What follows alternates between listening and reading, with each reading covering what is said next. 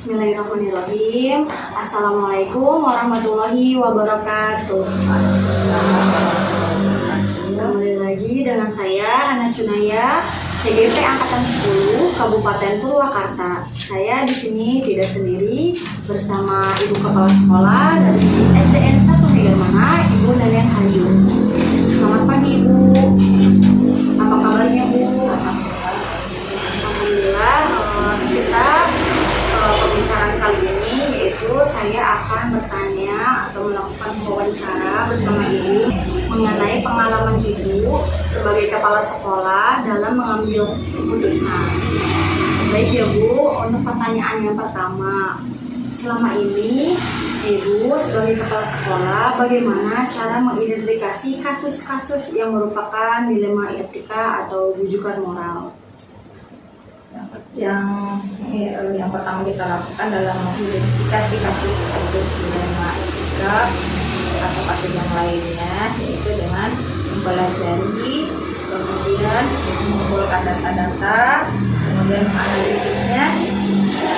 Itu diperlukan untuk mengambil keputusan yang tepat dari kasus yang terjadi.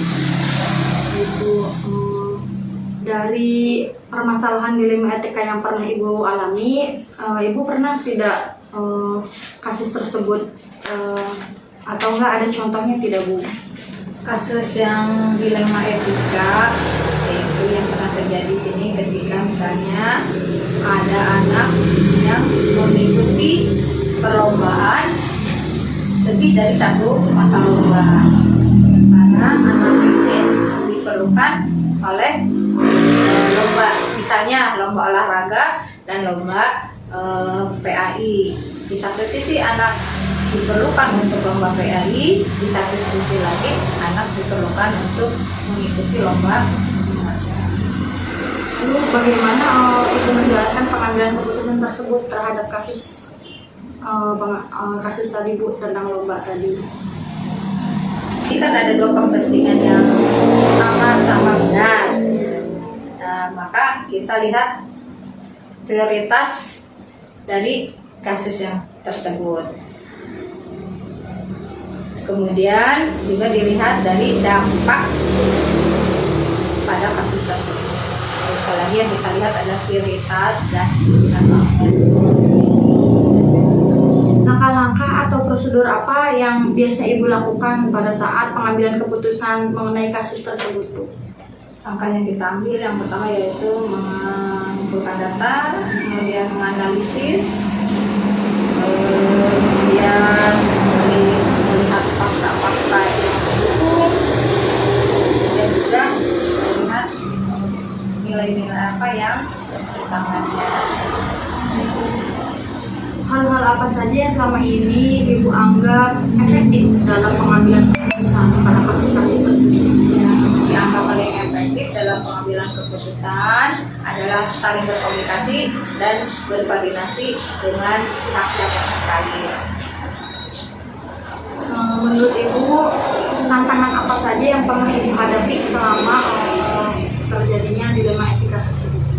Tantangan yang kita hadapi adalah sulitnya mengambil keputusan yang tepat dari kasus yang terjadi. Di satu pihak ada yang menerima langsung, tapi di lain pihak itu ada juga yang sulit menerima keputusan. Menurut Ibu ya Bu, bagaimana cara menanganinya, mengatasinya dari hambatan-hambatan tersebut? Ya, kita kembali lagi dari tadi ya, kita ambil keputusan, sebelum mengambil keputusan analisa dulu, mengumpulkan data-data dulu, kemudian berkoordinasi, kemudian kita bermusyawarah, memanggil semua pihak-pihak yang terkait, baru kita memutuskan mana yang terbaik dari kasus ini. Baik Bu, pertanyaan terakhir, menurut Ibu pesan untuk kedepannya gitu dalam pengambilan keputusan itu harus bagaimana? Kesan-kesan pelajaran yang kita ambil dari kali ini, yaitu apabila terjadi suatu kasus baik dilema etika maupun kebijakan moral, yaitu kita tetap harus berkomunikasi dan berkoordinasi dengan pihak yang terkait, dengan warga sekolah dan Baik Bu, terima kasih atas waktu luangnya. Saya akhiri ya Bu wawancara hari ini. Wassalamualaikum warahmatullahi wabarakatuh. Bismillahirrahmanirrahim. Assalamualaikum warahmatullahi wabarakatuh. Waalaikumsalam warahmatullahi wabarakatuh. Perkenalkan, saya Hana Junaya, CGP Angkatan 10 Kabupaten Purwakarta. Di sini saya bersama Ibu Otin Rosita, Kepala SDN 2 Cicadas, Kabupaten Purwakarta. Selamat malam Bu. Malam. Gimana Bu kabarnya? Alhamdulillah baik. Alhamdulillah. Iya. Di sini saya akan melakukan wawancara Bu mengenai pengalaman Ibu sebagai seorang pemimpin dalam mengambil keputusan Bu. Iya. Baik, pertanyaan yang pertama ya Bu. Iya. Selama ini bagaimana Ibu dapat mengidentifikasi kasus-kasus yang merupakan dilema etika atau rujukan moral Bu? Yang pertama, cara mengidentifikasinya kita harus mempelajari dulu jenis kasusnya kasus apa. Kemudian setelah itu baru kita menyimpulkan untuk menentukan melakukan tindakan berikutnya ke depannya seperti apa. Ya intinya kita harus tahu dulu kasus dilema apa, kasusnya supaya kita bisa menindaklanjuti untuk depannya berikutnya. Bisa Ibu berikan contohnya dilema etika apa yang pernah Ibu rasakan di SD yang aku selama ini? Dilema etika yang selama ini yang bisa diambil itu pada saat contohnya masih hangat-hangatnya ya, baru saja kita lalui bersama, yaitu tentang PPDB, yaitu tentang dilema kasihan dan aturan, yaitu ya karena dilema kasihan dan keadilan. Nah di situ dalam PPDB kemarin ada beberapa hal yang Ibu alami, terutama di sekolah Ibu pribadi. Di situ kemarin karena banyaknya peminat siswa yang ingin bersekolah ke SDN 2 Cicadas, di situ kemarin Ibu mengusulkan dua rombel yaitu sejumlah, kan sekarang aturan 28 ya per siswa, per rombelnya 28 siswa untuk sekolah dasar. Nah berarti kita harus menerima untuk dua rombel itu hanya 56 siswa. Nah sedangkan kemarin pendaftar lebih dari 56, diantaranya ada kasus yang rumahnya jauh dari sekolah dan tetap ingin mendaftar ke sekolah SDN 2 Cicadas. Nah di situ saya sebagai pimpinan harus memberikan pemahaman terlebih dahulu, utamanya kepada orang tua siswa. Walaupun memang sebelum diadakan PPDB Ibu sudah memberikan sosialisasi aturan-aturan yang berlaku di tahun ini, bahwa sekarang itu akan ada jalur zonasi, ada afirmasi gitu kan, ada prestasi. Nah tapi tetap di sisi lain orang tua itu ada yang tetap bersikeras ingin mendaftarkan ke sekolah SDN 2 Cicadas walaupun rumahnya cukup jauh, padahal di dekat rumah beliau itu ada sekolah yang terdekat. Nah disinilah kita perlu memberikan pemahaman, benar-benar memerlukan pemahaman kepada orang tua yang kadang mungkin beliau masih awam, dia tidak ingin tahu aturan apa yang sekarang diberlakukan oleh pemerintah. Nah di sini perlu adanya kebijakan yang harus kita tanamkan terhadap orang tua siswa baru utamanya, supaya mereka mau menerima aturan yang digulirkan oleh pemerintah. Dan intinya waktu kemarin itu ya alhamdulillah dengan adanya penjelasan, pendekatan kita kepada orang tua siswa, yang akhirnya beliau mau menerima sekolah terdekat dengan rumahnya gitu. Jadi sisi lain bukannya kita nggak kasihan terhadap beliau, yang memang walaupun dengan berbagai alasan, Ibu pokoknya saya pengen sekolah di sini dengan alasan karena ada temennya, ada saudaranya, ada apa di sini. Tapi di sisi lain juga kita harus tetap menjalankan peraturan pemerintah yang sekarang pemerintah keluarkan seperti itu. Baik Bu, menurut Ibu langkah-langkah atau caranya seperti apa dalam melakukan pengambilan keputusan itu? Ya seperti barusan tersinggung ya, sedikit sudah disinggung sama Ibu untuk mengambil keputusannya.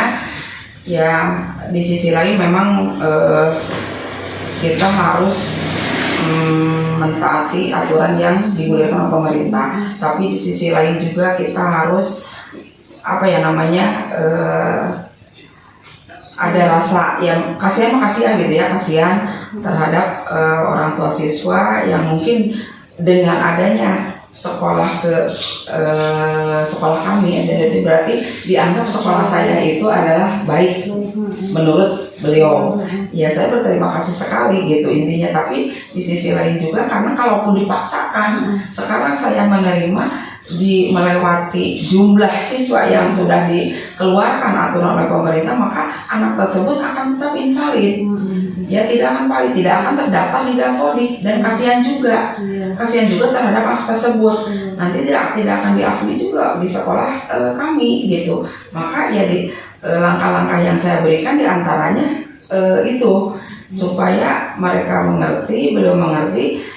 Kalaupun saya menerima, di sisi lain saya mau terima anak itu di sekolah kami, tapi resikonya ibu mau nggak nanti kalau anaknya yang seperti saya jelaskan barusan gitu, dia tidak akan diakui di Davodi yang di sekolah saya karena invalid, karena melebihi kuota aturan yang dikeluarkan oleh pemerintah. Gitu. Mungkin itu langkah-langkahnya ya, dengan cara pendekatan, dengan cara sosialisasi, mungkin di desa, di posyandu, di TK yang sekolah sebelumnya juga itu perlu sekali. Makanya sekarang ada transisi PAUD SD itu kan ya. Nah kita perlu adanya keterkaitan antara TK dengan SD, diantaranya ya PPDB itu. Kita harus memberikan benar-benar sosialisasi. Kira-kira mana sih TK mana, PAUD mana yang kira-kira biasanya banyak datang ke sekolah yang kita pimpin. Nah maka disitulah kita perlu adakannya sosialisasi, selain brosur-brosur juga yang kita sebar, spanduk-spanduk yang kita pasang juga. Nah itu sangat penting juga. Ya duduk bareng, kita ngobrol bareng, gimana caranya supaya benar-benar orang tua itu paham akan aturan yang berlaku sekarang. Gitu. Hal apa saja yang dianggap efektif dalam mengambil keputusan selama Ibu menjadi pimpinan, terutama tadi PDB itu masalahnya? Hal yang dianggap efektif ya, hal yang dianggap efektif ya dengan cara pendekatan itu interpersonal ya, bisa ya sosialisasi juga itu sangat ini efektif juga, sangat efektif ya. Misalkan dengan mengadakan istilahnya rapat orang tua. Di rapat orang tua itu kan di situ ada TK, PAUD yang terdekat, mungkin orang tuanya. Bahkan karena begini, orang tua sebelum dibuka pendaftaran PPDB, kadang orang tua sudah terbaca. Kita sudah membaca, oh lingkungan ini nih biasanya kita, gitu kan? Lingkungan ini biasanya walaupun jauh tapi kadang-kadang tetap datang ke SD kita. Nah disitulah kita bisa mengadakan pendekatan. Ya pendekatan dalam artian biar sama-sama enak. Dia tidak menganggap kok sekolah gitu banget ngambil keputusan, kok nggak kasihan ke kita padahal mau ke sekolah kan. Saya menganggap sekolah mereka itu baik, dia itu bagus gitu, tapi kenapa saya ditolak? Nah supaya pemikiran-pemikiran seperti itu tidak ada dalam pemikiran orang tua ya, dengan cara yang seperti itu gitu. Ya, pendekatan, intinya kesimpulannya pendekatan. Nah, kita harus banyak pendekatan supaya mereka mengerti dengan aturan yang ada sekarang gitu. Baik Bu, pertanyaan selanjutnya ya Bu, hal apa saja yang selama ini merupakan tantangan dalam pengambilan keputusan, terutama tadi ya Bu pada saat PPDB itu? Ya. Tantangan pada saat PPDB yaitu adanya keinginan yang bersikeras kukuh orang tua itu tetap, saya nggak bisa Bu dengan aturan ini, nggak bisa, pokoknya saya harus masuk, saya harus tetap diterima di sini. Nah di situ tantangan paling terlalu. Di sisi lain saya kasihan, di sisi lain saya juga harus mengikis, ya sedikit-sedikit menerapkan aturan yang diberikan oleh pemerintah. Ya tantangannya dari sisi lain ya kurangnya pemahaman dari orang tua, siswa baru, terus karena apa ya, kebiasaan apa ya, jadi adanya budaya dari dulu juga diterima, itu mah aturan cuman formalitas aja, yang udah juga diterima, walaupun lebih jauh daripada saya juga kok diterima. Nah dengan tahun ini kan lain, dengan tahun ini ternyata sekarang kalau kita melebihi jumlah kuota dari yang ditentukan oleh pemerintah, ternyata anak itu akan yang paling. Ya kan kasihan juga ke anaknya akhirnya ya. Di sisi lain kasihan, di sisi lain juga kita mentaati aturan yang ada gitu. Itu tantangannya, kurangnya pemahaman dari orang tua, tidak mau menerimanya aturan yang ada sekarang. Kok banyak aturan sekali sih, dulu kan nggak gini, dulu gampang gitu kan. Ya, tapi kan sekarang lain lagi gitu, lain zaman, lain sistem, lain tahun, lain aturan juga gitu kan. Gitu. Itulah tantangannya. Kita harus pintar-pintar gitu kan. Iya, karena kan karakter orang tua itu berbeda-beda. Iya. Gitu. Menurut Ibu, adakah seseorang atau faktor-faktor yang selama ini menjadi panutan Ibu dalam mengambil keputusan? Faktor-faktor panutan ya? Iya, panutan. Bingung ya panutan. Idola itu Bu, sosok idolanya. Sosok idola. Yang untuk mengambil Iya. Boleh atasan saya disebut? Boleh. Pertama koordinator K3S. Itu panutan saya sekali. Dia tegas orangnya dalam mengambil keputusan, dia itu ajeng. Kalau itu ya itu aturan gitu kan. Terus Ibu Sekdis, Sekretaris Dinas Pendidikan. Selain dia itu smart, pintar, menguasai dari segala bidang aturan yang ada di bawah, terus dalam menyampaikan apa aturan yang ada di daerah ataupun dari pusat, itu dia itu kena ke kita gitu, sampai istilahnya bisa gampang dipahami gitu. Gitu kan. Ya namanya kepala dinas gitu jelas ya, dia yang mengeluarkan itu ya. Ya selain itu juga ya banyak sih yang kalau disebutkan satu persatu yang menjadi panutannya. Jadi 2 orang itu ya Bu? Ya, Bu K3S dan Bu Sekdis. Siap Bu. Dari semua hal yang telah disampaikan sama Ibu ya Bu, pembelajaran apa nih yang bisa Ibu kasih kritik buat saran gitu buat kedepannya pengembangan kita sebagai guru-guru? Sebagai untuk mengambil ya. keputusan ya Bu. Yang pertama, terutama guru muda ya. Iya. Yang pertama kita emosi dulu. Pengendalian emosi ya, karena dalam mengambil keputusan itu kita harus tahu dulu jenis kasusnya kasus apa, terus apakah itu mengenai apa pribadi personal, apakah itu menyangkut umum, terus kita harus tahu dulu siapa yang kita hadapi dalam mengambil keputusan itu kan, karakter orang berbeda-beda ya, terutama ibu yang merasakan di sekolah dengan 15 guru pendidik dan tenaga kependidikan yang ada di sekolah itu jelas ada 15 karakter yang harus kita tahu dan harus kita pahami gitu. Yang satu berbicara ini, yang satu itu beda cara penanganannya. Cara penanganannya berbeda. Ada yang dengan cara harus lembut, ada yang harus bisa dikerasin dengan tegas, gitu kan? Beda-beda sekali. Nah itu tadi kalau ya dalam untuk guru penggerak lah.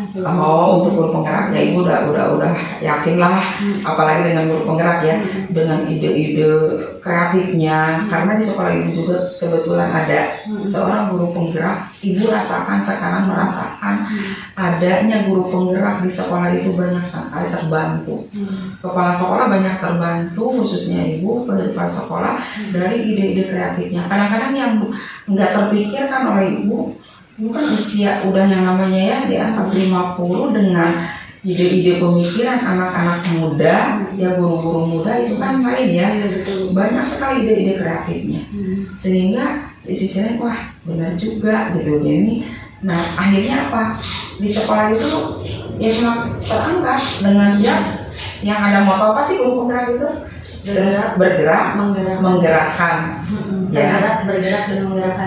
bergerak dan menggerakkan. Nah itu benar sekali. Nah ibu mengharapkan kedepannya untuk angkatan-angkatan berikutnya kepada semua guru penggerak ya, moto itu sebelum kita mengaplikasikan ilmu yang didapat di guru penggerak itu, sebelum luas ke sekolah lain ya, jadi sekolah sendiri dulu aja lah. Karena banyak sekali istilahnya bukan merendahkan guru-guru yang belum menjadi guru penggerak, tapi nyatanya terasa dengan adanya guru penggerak itu di sekolah banyak ya terbantu, terdongkrak menjadi kelas center lah. Oh ini kelasnya sekolah guru penggerak seperti ternyata iya harus diikutin gitu sama guru. Jadi banyak menggerakkan, ternyata banyak membangun ide kreatif dan membantu terhadap guru-guru yang lain. Itu Jadi motivasi. jadi motor penggerak, yaitu yang ibu harapkan. Tapi mungkin yang ibu lihat ada yang mungkin untuk diri saya aja gitu kan, yang penting saya maju, ada temukan, tapi itu sedikit sekali. Yang mayoritas kebanyakannya ya alhamdulillah dengan menjadi guru penggerak ya menjadi benar-benar motor penggeraknya di sekolah ya, khususnya di sekolah yang dia tempati gitu. Ya umumnya ibu pengennya ke mengimbaskan ke semuanya gitu. Makanya di Kecamatan BBC kan kita ada sekarang komunitas guru penggerak diberdayakan dalam sebuah komunitas guru KKG gitu. Kita merekrut semua guru penggerak supaya mengeluarkan ide-idenya. Karena ilmu itu kalau nggak dipakai akhirnya lama-lama lupa gitu kan. Tapi akan semakin sering dikeluarkan, semakin dibagikan, dia akan semakin bertambah ilmunya, akan terasah gitu. Iya, itu yang saya harapkan ya. Pokoknya saya percaya sama Bu Hana sekarang sudah terlihat, ibu tahu karena dari si Cerdas 2 ke Hikayat satu dekat dan kita dalam satu bungkus ya, tahu ide kreatifnya seperti apa. Ibu juga sering banyak ngobrol dengan ibu kepalanya, ibu Nenek ya. Belum menjadi guru masih calon ya berarti ya, tapi udah menjadi motor di sekolahnya luar biasa. Itu terus ide-ide kreatifnya, inovasi baiknya terus munculkan untuk kemajuan, selain untuk kemajuan sekolah juga diimbaskan pada teman-teman yang lainnya itu supaya dunia pendidikan kita semakin terangkat.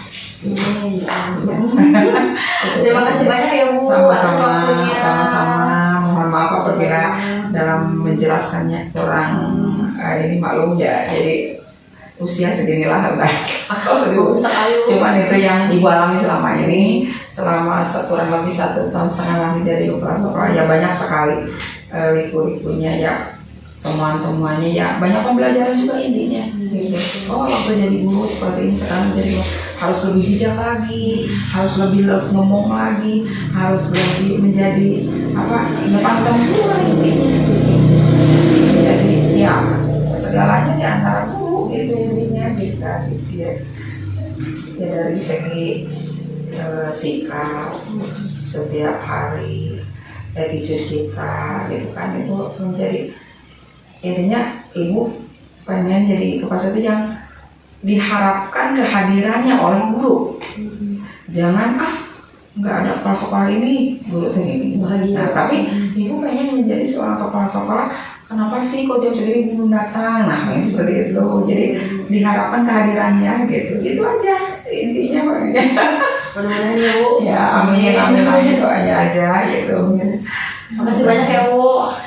Sama-sama Bu Hana, mudah-mudahan lancar semuanya ke depannya ya gitu. Assalamualaikum warahmatullahi wabarakatuh. Waalaikumsalam warahmatullahi wabarakatuh.